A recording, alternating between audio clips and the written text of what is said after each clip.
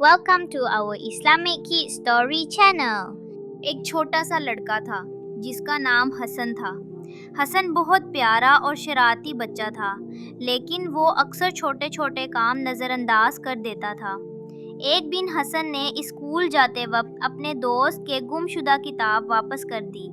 دوست بہت خوش ہوا اور بولا، شکریہ حسن، تم بہت اچھے دوست ہو۔ حسن نے دل میں سوچا یہ تو بہت چھوٹا سا کام تھا، مگر دوست خوش ہو گیا۔ شام کو حسن کی امی نے پوچھا، حسن آج تم نے کون سا نیک کام کیا؟ حسن نے بتایا، امی، میں نے آج اپنے دوست کی کتاب واپس کر دی۔ امی نے مسکرا کر کہا، بیٹا چھوٹے نیک کام بھی اللہ کو بہت پسند ہیں۔ جو بھی اچھا کام کرے، چاہے وہ چھوٹا ہی کیوں نہ ہو، اللہ اسے یاد رکھتا ہے۔